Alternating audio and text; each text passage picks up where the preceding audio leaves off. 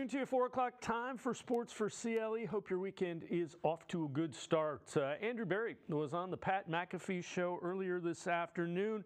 The topic, Deshaun Watson and his health.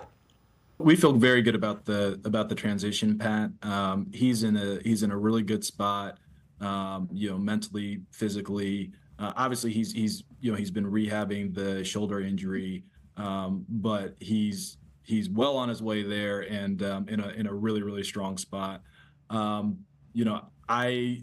think he's a lot more comfortable within the organization. We have a core group of guys on offense that have now played together for a number of years, and we do expect to hit the ground running, on that side of the ball. And I know he's very excited about returning to the playing field and getting over this injury. And we do have high expectations for him and the offense this season.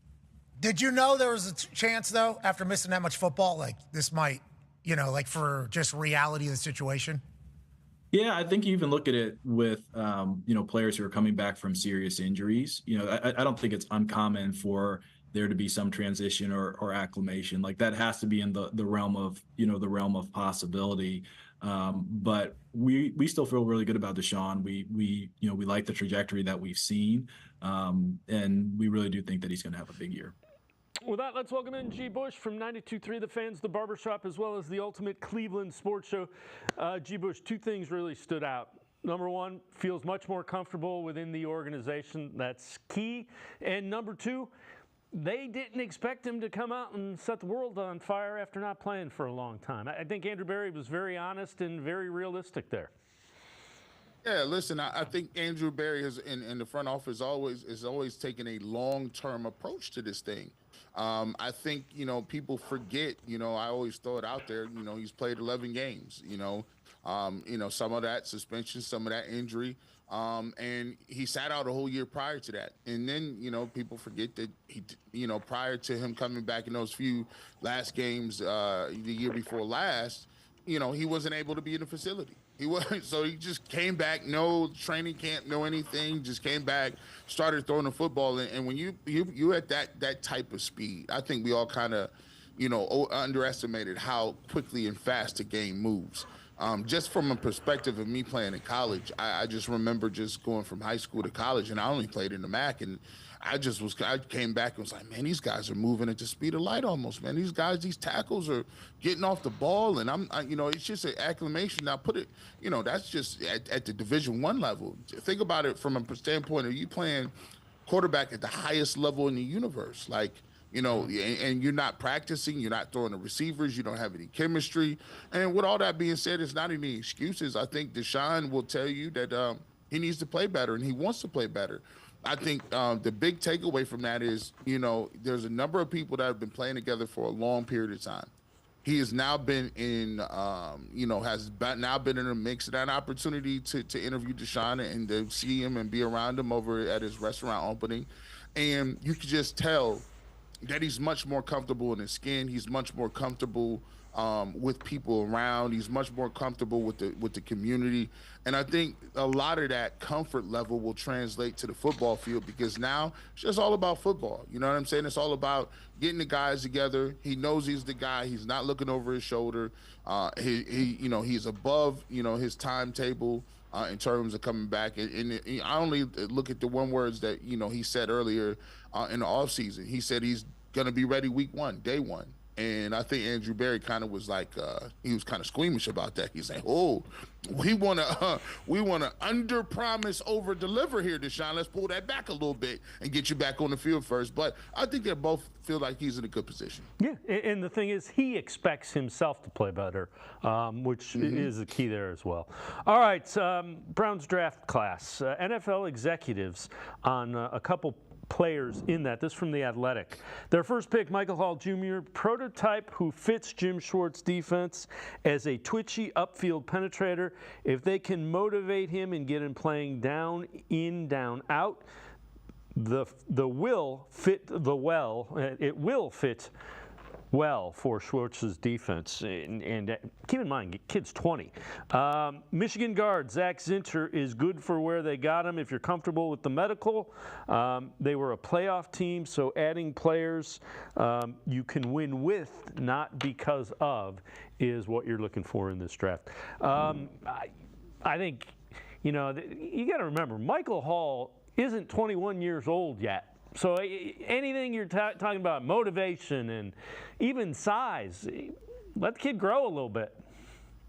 Yeah, look, I forget. I talk to so many people who do Browns content. I'll give Quincy Carrier, I'll give him the credit for it since I just talked to him last. So, Mike Hall Jr. is a guy who's 20 years old. In 2 or 3 years, you could have potentially seen, if he stayed in college, Mike Hall Jr. could have potentially been a top 10 player in the draft. It would not have been like an over-exaggeration to say his progression, a couple of more years, you could see a guy who's 22 years old that is playing at a certain level and being a top 10 player in the draft. And he certainly could have done that. If the Browns even overdrafted him a little bit, the way the defensive tackle board fell to him, that's okay, because he has the traits and the tendencies that you want out of the guy that's going to play 3 technique. Those are guys that are going to, it's no longer, you're not going to have 2 big guys like, Sam Adams and Tony Siragusa, or, even 2 guys like Dalvin Tomlinson inside. He gives you a more sleeker body, a more sleek, streamlined guy that can get off the football. He has a quick burst. He has a guy that is more like a defensive end body type than a defensive tackle. And one thing that is invaluable is getting push and pass rush inside. Mo Hurst does it pretty well. Shelby Harris gives you that. They brought in Quentin Jefferson, but those guys are on 1-year deals, right? They had Jordan Elliott inside a little bit. They moved on from him. So you're going to get a guy who is going to have those characteristics that I think are going to play for you on some of these downs, especially in pass rushing opportunities as the season goes over. Zach Zinter, you know what the Browns like to do. They like to have guys that can really maul in the middle. He's a guy, consensus All-American in 2023, consensus All-American, 2-time All-First-Team All-Big Ten at guard at Michigan. And one thing that you give about Michigan, what they've been able to do to beat Ohio State, is dominating the trenches. They were able to run the ball with Blake Corum. If it wasn't for the broken leg, I think that he sneaks into the early second, maybe even late first round as a guard. You get him in the 3rd round, and now you have an opportunity to reset your guard positions either with Bitonio or Teller. So to me, I like to pick. Now you got Whippler, you got him at guard. Now you're starting to have DeJuan Jones, and now you're recycling and getting younger up front. So I like to pick, and if you got to play him this year, if somebody get hurt, I like to have him better than somebody as an undrafted free agent or somebody coming off the street. Yeah, I like the Zinter pick as well. When you looked at the draft, just an overall reaction to it for the Browns. Depth. We're at a point right now where we're not going to be having home runs. Like, you look at this roster.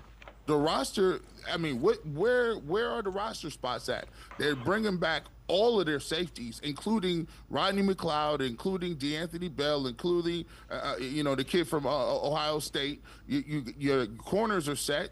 Cam Mitchell is a guy that they like, even pushing for some playing time from Northwestern. Defensive line room is stacked. They just drafted a couple of guys, and you look up front. There aren't very many positions open on this team, and that just is a sign of you've done a good job of stocking the cupboards, and that means you're a veteran team ready to compete. So now you're doing things for depth. They don't want to be in the position they were last year up front, where you're getting tackles off the street, or you have to move in guys that you really aren't really high on and playing 5 quarterbacks.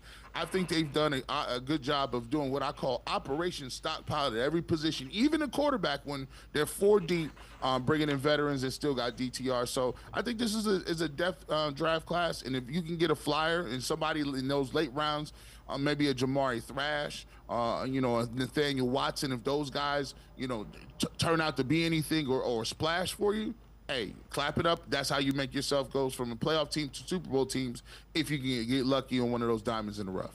All right, this one from Yardbarker. Most and least improved position groups following the NFL draft for the Browns.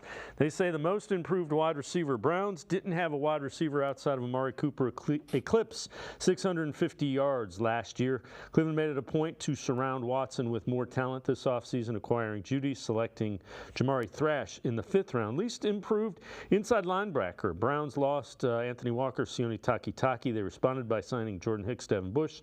However, neither is a future at the position. Cleveland added to the room, but not until the 6th round, Nathaniel Watson. As a result, the team will have to start Bush, who many view as a bust, or a young, unproven player like Watson. G. Bush, I look at that, and I'll start with the linebacker. They like Watson, and you know what? When you hear them describe Watson, they think he can be Sione Takitaki, a younger version of Sione Takitaki. That's what I heard when I heard Andrew Berry. And if you found him, that's fine. They don't want to play 3 linebackers. They want to get out of that. They want to play 2 linebackers. One of them's going to be JOK. Jordan Hicks is an upgrade. So I don't think I think they like their linebackers just fine. Yeah, look, I mean, you look all around the league, you're looking to get 2 linebackers, right? You're looking to get a couple of guys so you can play nickel. You take a look at how much Greg Newsome played last year in the nickel. They're going to be playing multiple safeties. They're going to be playing guys in the box. Grant Delpit is a guy who's going to play more in the box, especially when you're talking about in the run support and different things on certain downs. The Browns' strategy is this. We want to get you in 2nd and long. And if you're in 2nd and long, you're in trouble now. We'll take our chances with, you running the football with our 2 linebackers. So you looking for a guy that was going to play maybe 1 down. He's not going to be a 3-down guy. JOK and Jordan Hicks are going to start. Devin Bush is a guy who former 1st-round pick. That's a flyer on him. They got Tony Fields, who played some last year. Diabate is a guy who played. They'll find bodies to put at that other position and figure out how to do that. I don't think that the linebacker position is a really big glaring need for them. Like you said, they got 2 guys that are going to be able to do that. So to me, you find out an opportunity if you're going to rotate them. If Devin Bush or whoever's at that Sam outside linebacker position is going to have to play special teams in any way. I don't think it's a big glaring need. If you look at it, if you ask me, and I actually think JOK is a breakout candidate to be one of the guys that are going to be a 1st-team All-Pro. Look at the way he played the last game and the last time we saw him against the Texans. He was the best defender. Even with Myles Garrett being on the field, he was the best defender that day. So I think that they're going to look to get out of that, and I think JOK is going to up his game in 2024. All right, before we go to break, Colin Cowherd projecting how the AFC North will play out in 2024. This from FS1 The Herd with Colin Cowherd. Baltimore was the best regular season team last year. Argument the best run team in football. I think they're going to be great again in the regular season. Cincinnati gets Joe Burrow back. When Joe Burrow's healthy, he either wins this division or gets to the playoffs. And they've been noisy, a lot of noise I don't like with T. Higgins, but I like Joe Burrow a lot. 3, Pittsburgh. I think Russell Wilson will succeed. At what level he succeeds, I don't know.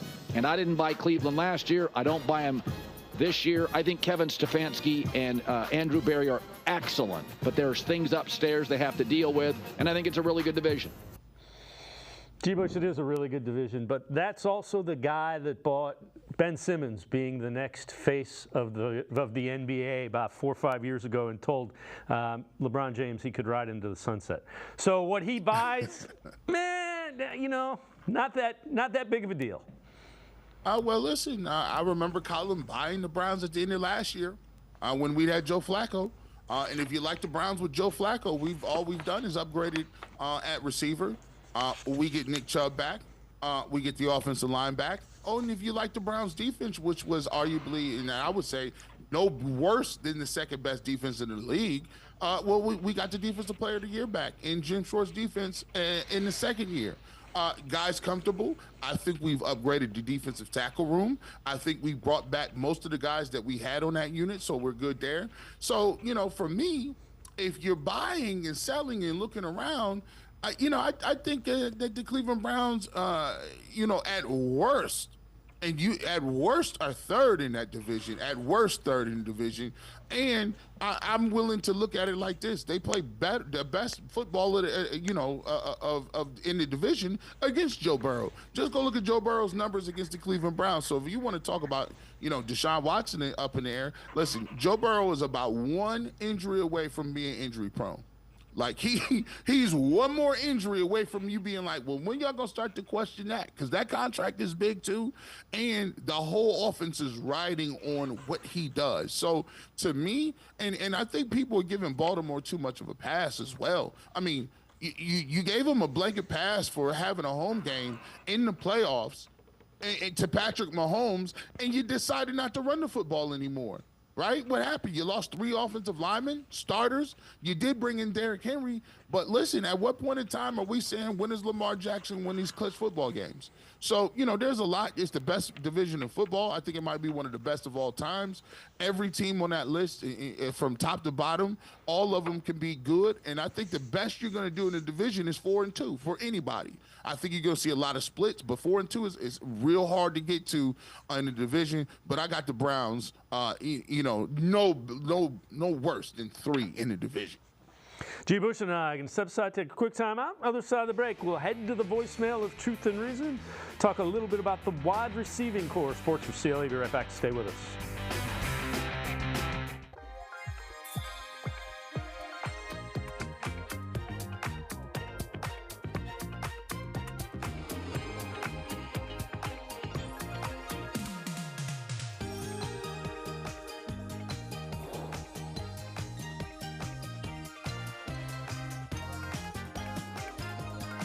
Play Maximum Millions and $2 million Ultimate Cash from the Ohio Lottery, and you may never look at scratch-offs the same way again.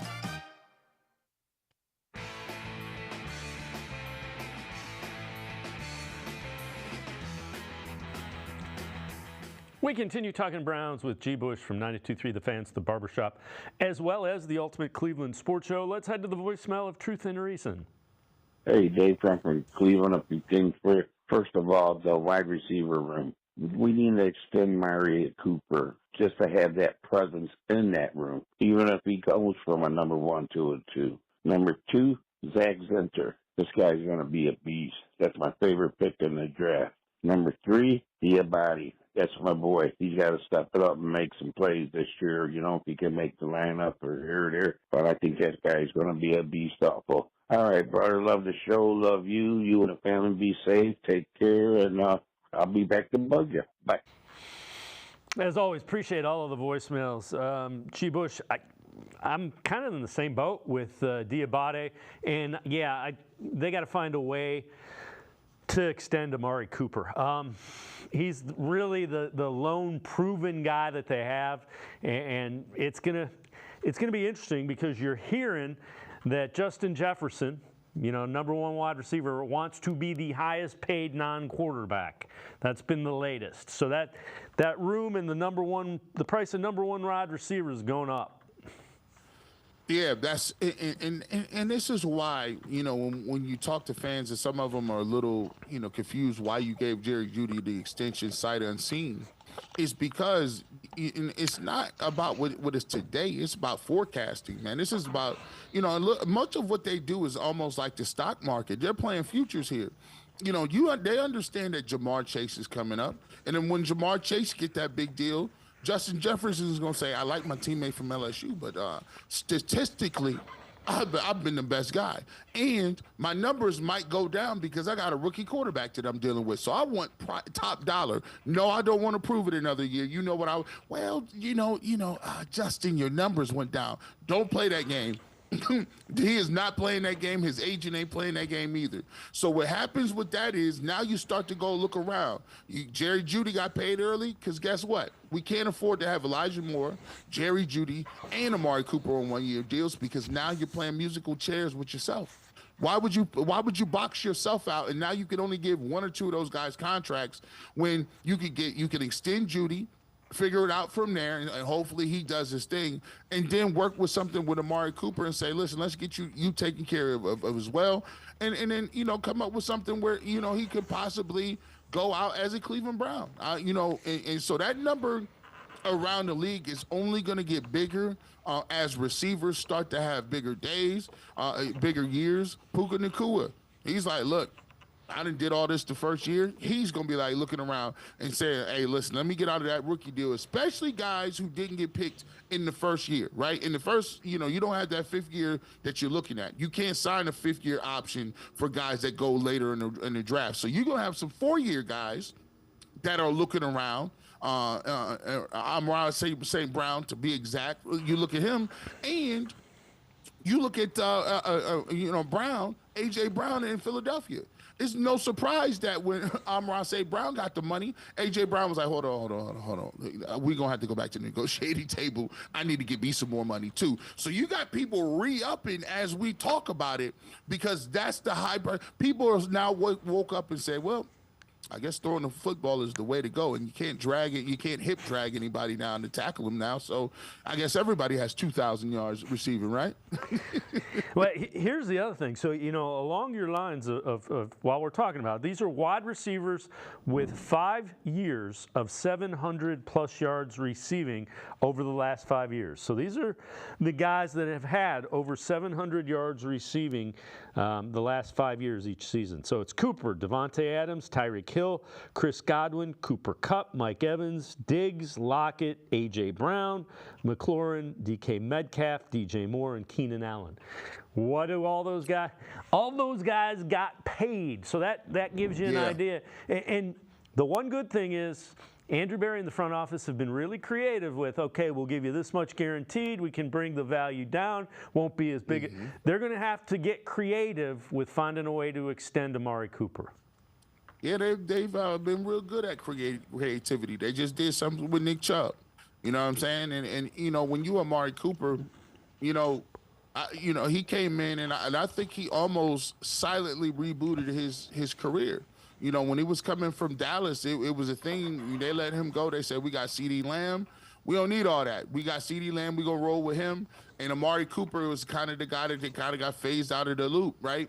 And they felt like he was on the downside of his career. Not only was he not on the downside of his career, he's put up some of the best numbers of his career. All-time receiving leader in single game history.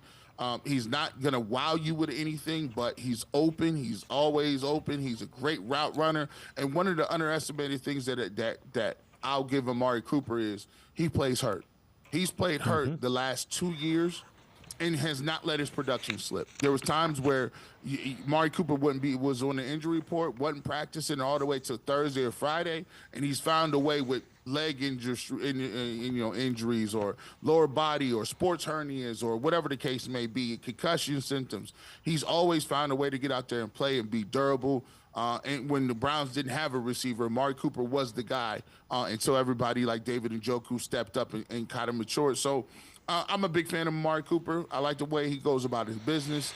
I think him and Nick Chubb have never said a word in the building. I think they just write notes back and forth to each other. There's no way people have heard his voice. He has bubbles. He has the thought bubbles underneath his, like the Saturday morning cartoons and the snippets. He don't talk at all.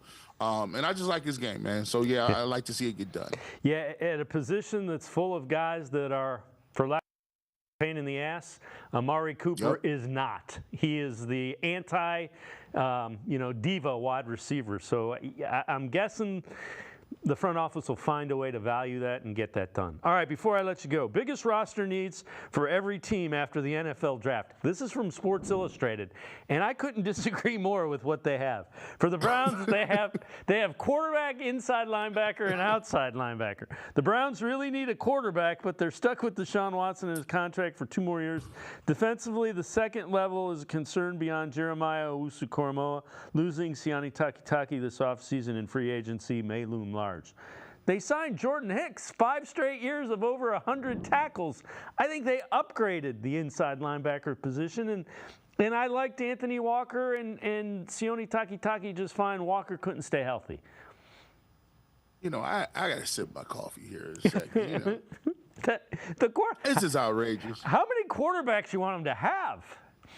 I mean, I don't know if they just had their junior staffers come up with that list or they just pondered it. Like, listen, come up with something for the Browns. I know we haven't watched them all year. We don't know what free agent move they did. Just put It all else fails. Hey, just say something about Deshaun Watson and keep it moving.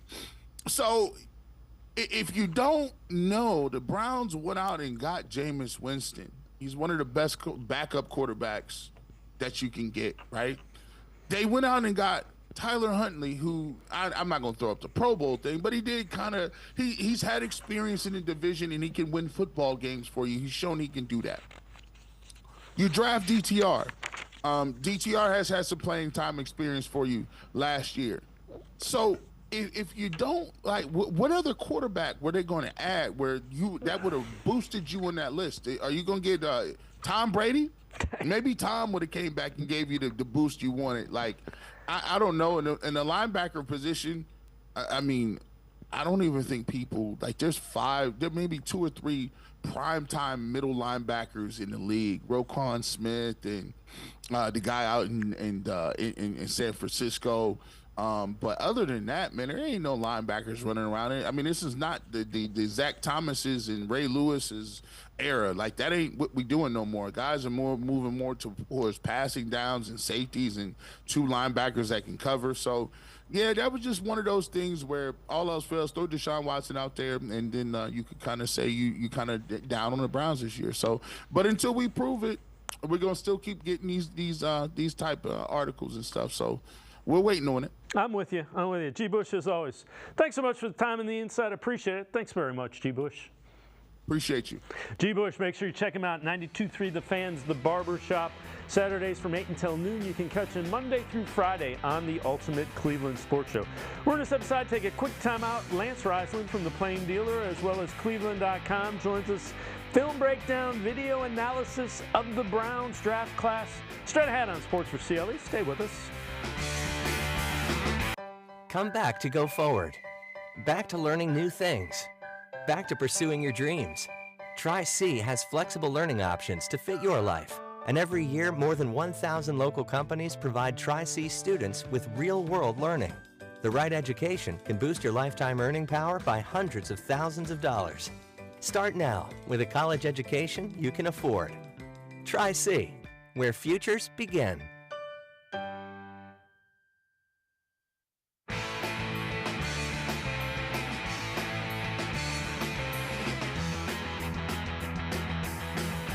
Sports4CLE continues. We continue talking Browns. We're going to take a film breakdown, video analysis of how some of the Browns draft picks fit into the system. Whenever we do that, we welcome in Lance Reisland from The Plain Dealer, as well as cleveland.com. All right, Lance, let's start with a young defensive tackle, Michael Hall Jr. from Ohio State. What do you see from him? Well, really explosive. So the things he's really weak at, start with, is that he's not very good against the run yet. Doesn't take on double teams very well, but he will. But what he does really well is he moves very well. So he's great on movement skills, twists, stunts. You're going to see him right here. His best move is this arm over move that he consistently uses both in the run and pass game.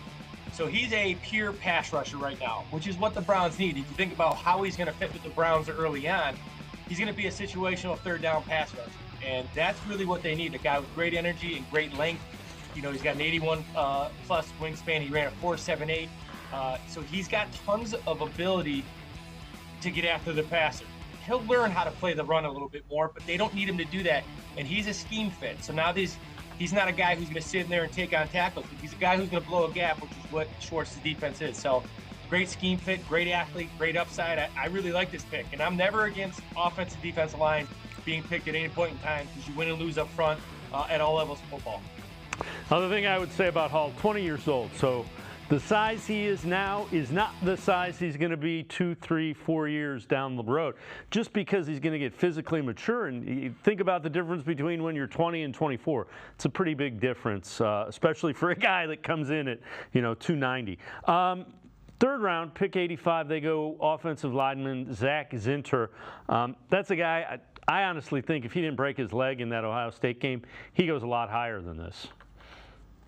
Yeah, so he's got to recover from the tibia-fibia, but what he does really, really well is he's a great puller, so another scheme fit. He can pull. He's great at getting to the second level. He's that tactician. He's a true student-athlete. You're going to see him here. He pulls on a power play, gets to the second level, this right guard. So you're going to see him pulling and getting up on that number one linebacker. This is a classic power play that everybody runs at all levels of football. He does a great job. He's got great movement skills and straight ahead. He's not a great guy in space, which is why he's a guard.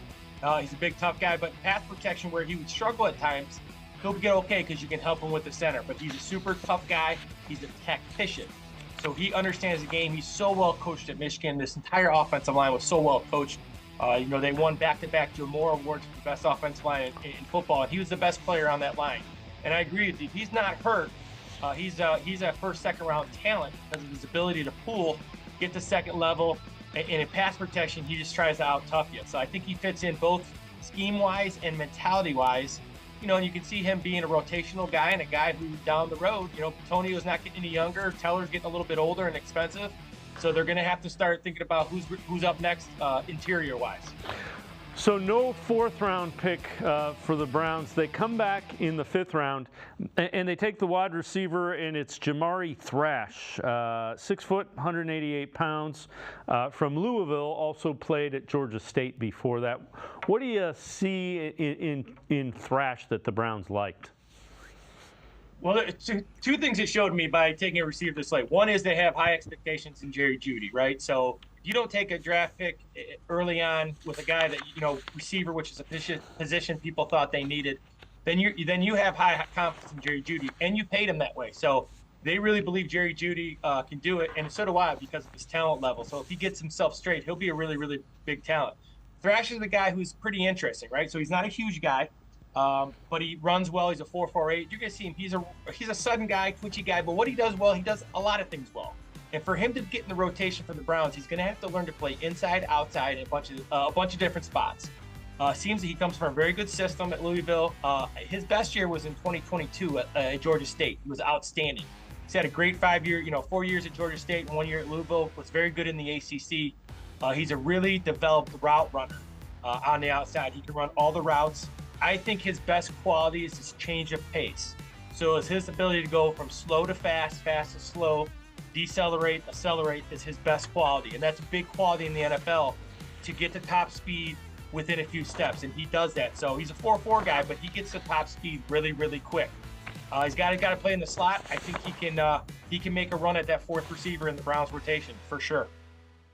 So then coming back in the sixth round, they go linebacker, and they go with Nathaniel Watson, 6'2", 233 pounds from Mississippi State. So MJ Emerson's college. And listening to Andrew Berry, they think they may have some positional versatility with Watson as well. Well, this is the guy who's best when he's downhill. So A to B gap, when he's playing downhill, he's outstanding. And what he does really, really well is he diagnoses plays and gets downhill. And this is, he's a guy who had 137 tackles last year. He led the SEC. If you lead the SEC in tackles, you're a pretty good football player. He ran a 4.63. He's very fast, straight ahead. He had 10 sacks, 13 tackles for a loss, couple forced fumbles. He had an interception. He absolutely plays with his hair on fire at all times. And he's a guy that, he can not only blitz, but he can play multiple positions, like you said, all three linebacker positions.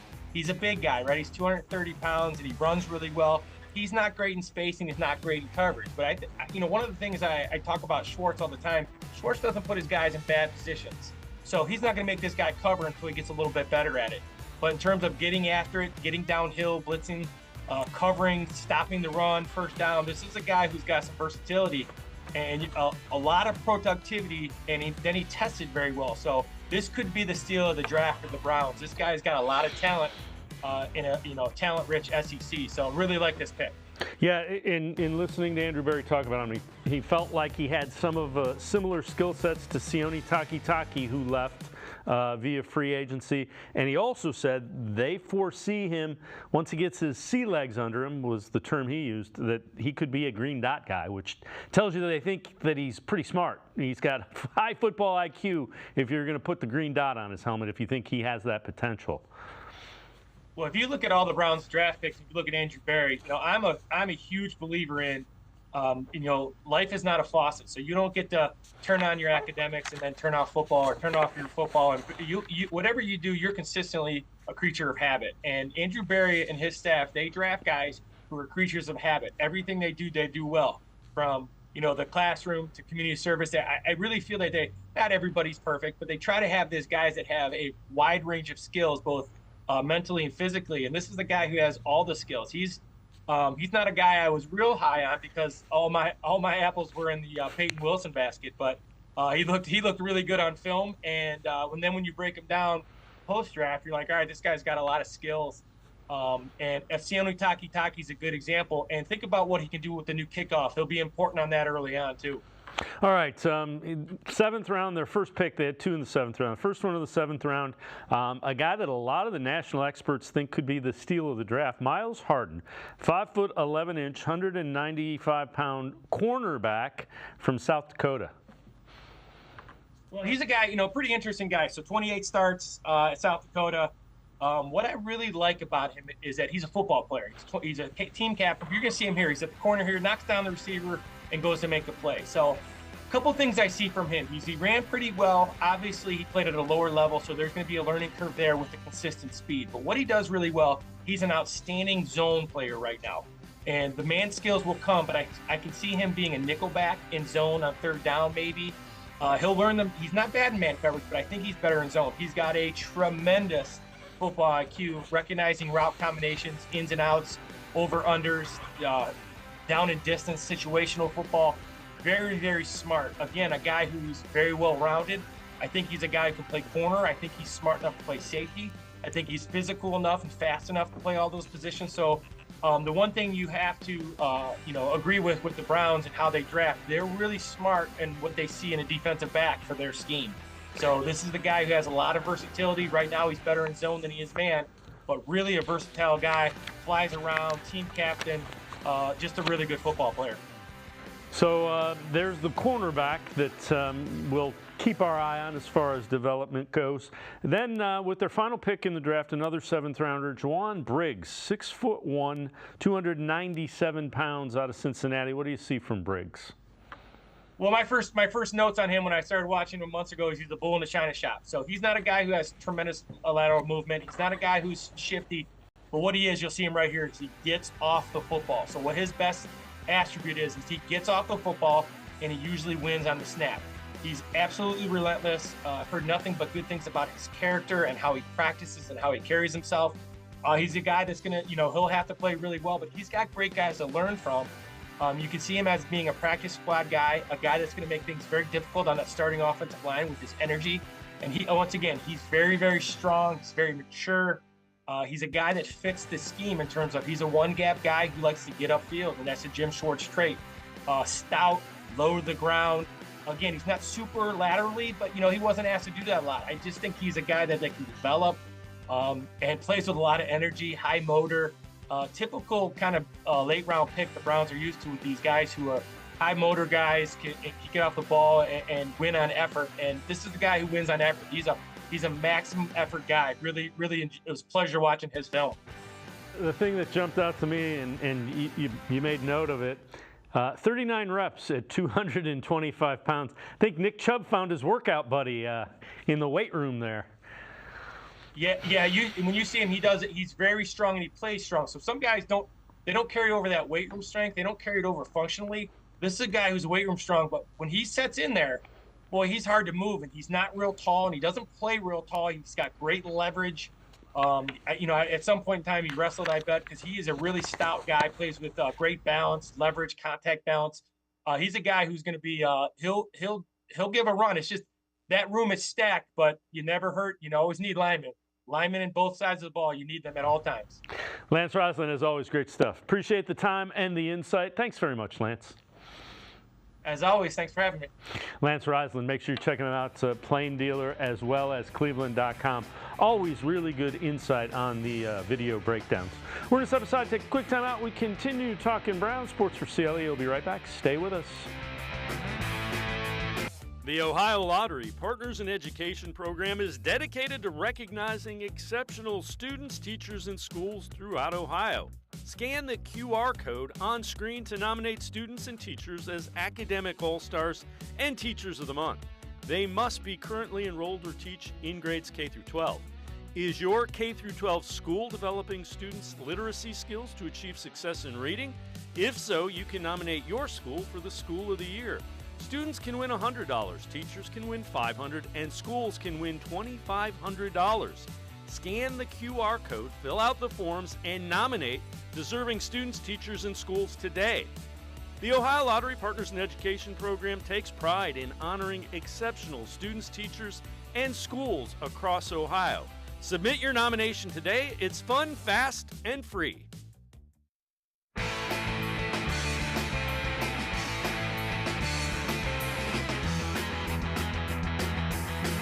We continue talking Browns on Sports4CLE. Let's welcome in Brad Ward from the Orange and Brown Report, as well as the host of the All Eyes on Cleveland podcast.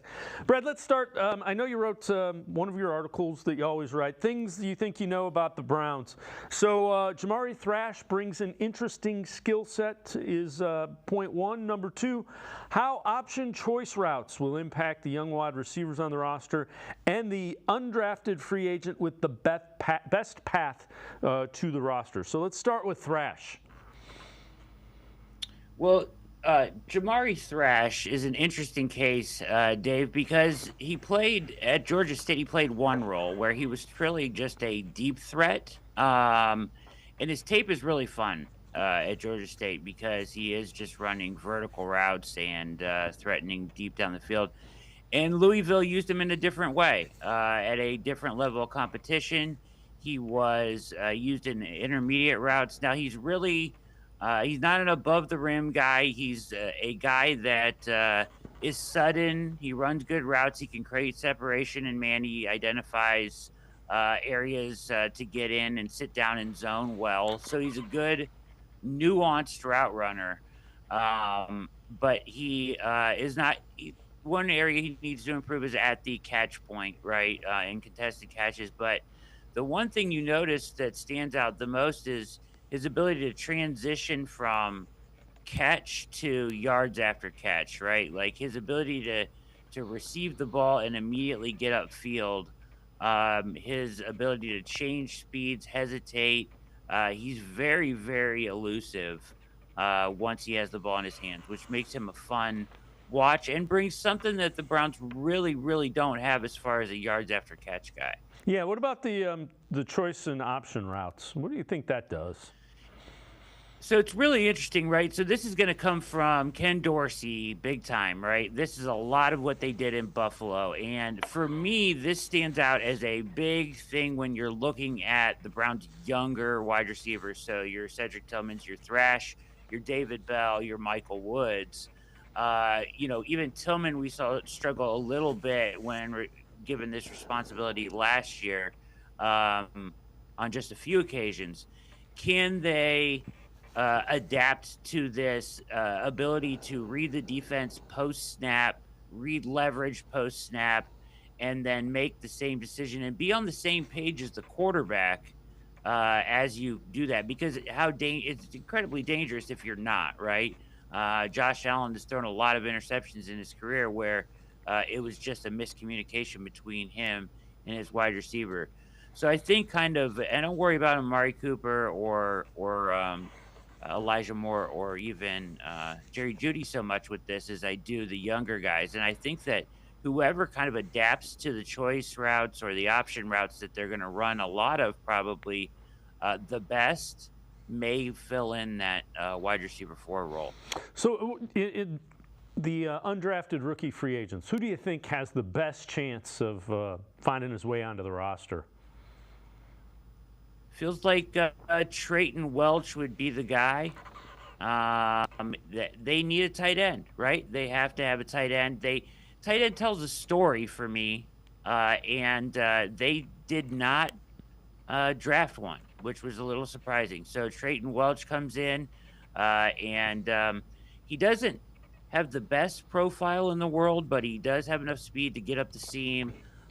He needs to improve on his blocking. He's more of a wide receiver. He's very good at the catch point, actually, competitive.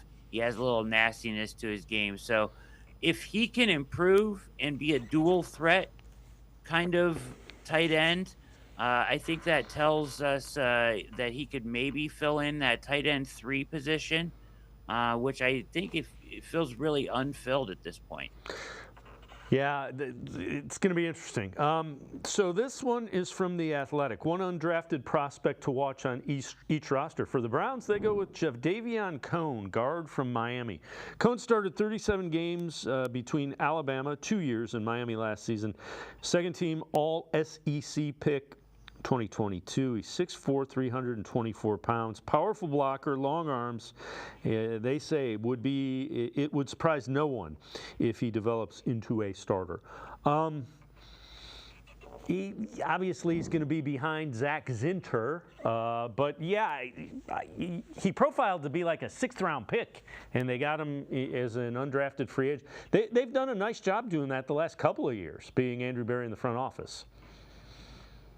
Yeah, and the Browns had a couple touch points with him early on in the process. They interviewed him, formal interview at the Combine, and a top 30 visit, Dave. So they obviously were interested in him, and, they were able to get him in the UDFA market, which is shocking, really. I thought for sure that he would get drafted, and he fills in nicely. I think he's better than some of the guards, or at least has the potential to be better than some of the guards that are depth pieces currently on the roster. So by adding Zinter and him, they really bolstered the interior depth of that room. Yeah, you can see moving forward a scenario where, Wyatt Teller and Joel Bitonio are getting, older. These guys in 2, 3, 4 years could end up being your starting guards, which if that happens, it's a heck of a job in the draft. I know this is from the All Eyes on Cleveland podcast. What's the best way for the Browns to finish out this roster? Boy, we talked about tight ends. There are some guys on the open market in free agency that I would really watch if Welch can't fill that role. And I think that cornerback is something to keep an eye on, right? So, this Miles Harden kid is a really good player. They got him late in the draft, but you're talking about him, Kim Mitchell. I know that Newsome signed his 5th-year option, but I don't think they want him to play on that 5th-year option, so that may come next year. But if there's an injury in the preseason or something like that, they could look to move him depending on what kind of value they get back. I also think that they will just continue to churn the bottom of the roster as we see cuts around the league. But there's not a ton of holes other than tight end and maybe linebacker. You might want to add some depth at linebacker. You could add another body or two there depending on what cuts happen around the league once we really get more towards training camp. But as far as rounding out the roster, there's not a lot to be done except for to kind of let things fall how they fall, right? There's a big conversation about how many snaps Michael Hall will take and what will happen with the defensive line because there's already 4 guys in the rotation there. I think that'll sort itself out through camp and injury and whatever happens. You know what I mean? Not wishing injury upon anybody, but things happen, right, David? And these things sort of sort themselves out. And I do think that Hall ends up taking significant snaps for the Browns this year. All right, before we go to break, this from Ian Rappaport. The Dolphins are signing Odell Beckham Jr. to a 1-year deal worth up to $8.25 million, sources say. Took less than he was offered elsewhere, but wanted to head to the Dolphins because of the fit. Now, we've later heard it's a $3 million contract that has about $5.5 million in incentives, which makes sense. I guess that's as good a place as any if you want to be a wide receiver. As Mike McDaniel will find a way to use his skill set. Yeah, sure. Mike McDaniel, that's a fun offense. They throw it a lot. He'll get utilized there. The whole I took less money to go here thing, we'll take your word for it, right? I mean, how do we really know? But still interesting that he goes there. He had moments here and there with Baltimore, but I think we're getting closer to the end of the line there on the Odell Beckham career. Well, you went from 15 million to 3 plus incentives. So, yeah, that's pretty good indication right there. Brad Ward from the Orange and Brown Report in the All Eyes on Cleveland podcast now. Going to take a quick time out. Other side of the break, we'll talk a little bit about some free agents that are out there, as well as the biggest remaining question for the Browns. Straight ahead on Sports4CLE. Stay with us.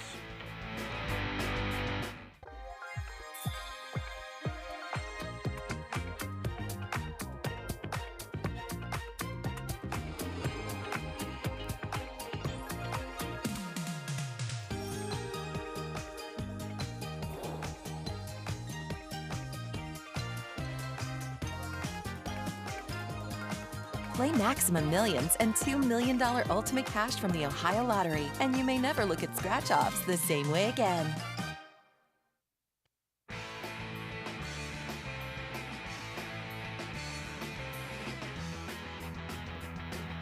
We continue talking Browns with Brad Ward from the Orange and Brown Report and the All Eyes on Cleveland podcast. Bryant McFadden, former defensive back in the NFL, on the biggest remaining questions for the Browns. This from CBS Sports HQ. This is one of the more well-rounded rosters, not just in the AFC North, Brady, but the entire NFL. And with that being said, just knowing their style of play, my biggest question for me, it's not a big question. As I stated, this is a well-rounded roster. Brady hit on all the key points with Deshaun Watson is, when you look at Harrison Bryant, who joined the Raiders a year ago, he was their tight end too. This is an offense that loves to utilize, especially within that division, 12 personnel. So what are they going to do in regards to the tight end position outside of David Njoku? As I mentioned, 12 personnel was heavily utilized. When you talk about having the ability to run the football or throw without athletic tight ends, that could be something to monitor when you talk about just the mindset of this offense and what Kevin Stefanski and his offensive staff loves to do, not to mention trying to get the best in regards to balance from their quarterback in Deshaun Watson. All right, Brad, if you're worried about the backup tight end, your roster's pretty good. If that's the biggest question, let's go play some football, huh? Yeah, good problem to have, definitely. The thing that I think we will find out about, it tells, I said it before, it tells a story about what they're going to do offensively. So you have Njoku, you have Akins, who is just strictly a wide receiving type end. He's not a very good blocker. So you brought in Ricci, who is strictly just a blocker. My question is, would they benefit from a dual threat tight end, at least for depth? Like, is there going to be times where play action is going to call on somebody that can block and get out in the field, and catch the ball besides David Njoku? Now, last year we saw them lean into David in obvious run situations, just throwing an extra lineman out there. Will they continue to do that, or will they look for a tight end that can do both? I think that that third tight end, if it ends up being just another receiver type, will tell a large story about what they want to do offensively. Even in 12 personnel, they're probably going to be spreading those tight ends out more than having an inline tight end. All right, so here's an idea. This comes from Jackson McCurry, potential free agent tight ends for the Browns to look at. He says Logan Thomas, 55 catches for almost 500 yards, 4 touchdowns last season for the Commanders. Decent blocker, 73.9% blocking in the pass game, 60.2 run blocking. Another vertical threat in the passing game. He's a tall guy as well. That's a name to listen out for. Yeah, makes a lot of sense, actually. So I would keep my eye on him. Robert Tonyan is another name out there. Yep. I don't know if he fits what the Browns want to do or not, but he certainly was a threat for the Packers, catching the ball and blocking. So, not a tremendous player, but a one that could fill the role for the Browns.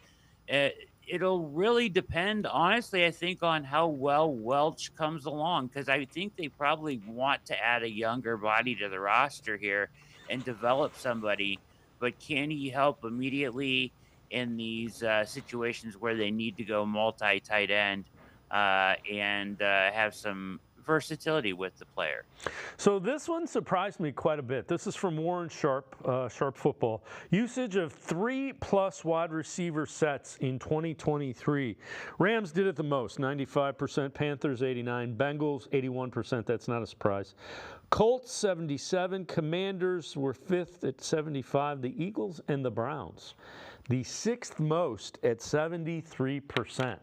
I saw that, and that was almost as surprising as them being 28th or 29th in the lack of motion. Agreed. Very surprising. You wouldn't think that of watching them last year, but if you're trending one direction, I think that number's only going up, Dave. Yep. I think that although it already is a high number and a little bit surprising, I think that you can expect it to be higher this year as they continue to spread things out, get in shotgun, use the RPO stuff, use more motion. A lot of these things that we're pointing out in these figures are kind of leading us to where I think this offense is potentially going. Yeah, I'm with you. I thought, I didn't think they used 3 wides that much a season ago, and I think with Dorsey and particularly if Deshaun Watson's healthy, shotgun, I think you're going to see that significantly more.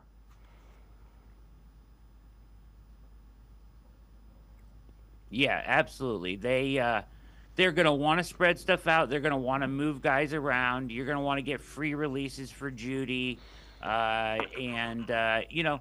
I've talked about this before. The ability of the good teams to use motion to get leverage and get advantages for the receivers on the move as the snap comes, getting them off of press coverage by defensive players, not getting them checked at the line of scrimmage by using motion and shifts is absolutely something the Browns need to do more of. And they have 3 wide receivers they like a lot, and some young guys behind them that will fill in as well. You're going to see a lot of 11 personnel, I believe. So earlier this afternoon, Andrew Berry was on the Pat McAfee show, and he talked, this kind of relates to it, talked about the addition of Jerry Jeudy to the offense. As we looked into the offseason, call it 65% plus of the game is played in 11 personnel with 3 receivers. And, obviously our passing game, last year went through Amari Cooper and David Njoku, and we had traded for Elijah Moore, drafted Ted Tillman. But when Jerry was available, we felt like we could add a player that was a top-notch separator in this league, had a diverse number of ways that he could produce, whether it's from the outside, the inside, vertically. And he really kind of fit the profile and skill set that we really wanted in our offense. So we looked at that as a great opportunity for us, and we were aggressive with trying to bring him in. Yeah, and you land him, and a lot of people immediately go back to all the drama that potentially surrounded Jerry Jeudy in Denver. Sometimes a new stop, new place is refreshing, especially with a city that wants it. And like last year, watching the Cleveland Browns fans, the dog pound. Hey, hey, hey. You got to like the Pat McAfee show with the barking going on. So they value the separation in the route running. That's what he's basically, that's Jerry Judy's wheelhouse. It is. So what they have created with Elijah Moore, Jerry Jeudy, and Amari Cooper is 3 wide receivers that can all play out or in, right? So when you're talking about motion and you're talking about, he said upwards of 65%, 11 personnel, and he meant it. Obviously, we just looked at the statistic, but in that number going up, but all 3 guys can play any position you put them in, and they can do whatever they want formationally to create mismatch issues and move guys around, and Jerry Jeudy just brings that element. He's probably best out of the slot. I think we'll see him a lot out of the slot, but he the more and more I watch Jerry Judy's prior film, and the more, I don't know if you saw the Unleashed piece the Browns did on him, the more I feel good about what he's going to be for this team. So he's an incredibly hard worker. and he is bought in on being a Brown. So I think it will pay dividends in the end what the Browns did in acquiring him. All right, before I let you go, this from Dog Pound Daily. AFC North rookies the Browns should be most concerned about. They go with Chris Jenkins, defensive tackle for the Bengals, linebacker Peyton Wilson for the Steelers, edge rusher Adisa Isaac for the Ravens. Those are all three pretty good guys. You know what? We've said this ad nauseum. This is a division where all of the teams draft really well pretty much year in and year out. Yeah, all those names are fine. The names that scare me the most are Jermaine Burton in Cincinnati and Devontae Walker in Baltimore. Both players, I think, can be weapons right away. They both fell further in the draft than I thought they would. Now, Burton has some off-the-field issues and whatnot, but if they can get that sorted out, that's kind of par for the course with what they're doing there. And if he can get that sorted out and they can get him on the field, he is a super talented weapon that the Bengals got. And even the Steelers, like, it's obvious what they want to do. They addressed offensive line over and over and over in the draft and got there a good new center to replace the one that they lost. So they look like they're going to be leaning heavily into that run game too. So an interesting draft by everybody in the AFC North, and they all did well. Yep, the best division in football is going to get a little bit better. Brad Ward, Orange and Brown Reports, as always. Thanks so much for the time and the insight. Appreciate it very much, Brad. You are the best, Dave. Thank you for having me. Brad Ward, make sure you read him, Orange and Brown Report. He is also the host of the All Eyes on Cleveland podcast. Check him out. That's going to do it for this edition of Sports for CLE. We will see you back here Monday at 4 o'clock. Have a great weekend, everybody. See you Monday at 4 on Sports for CLE.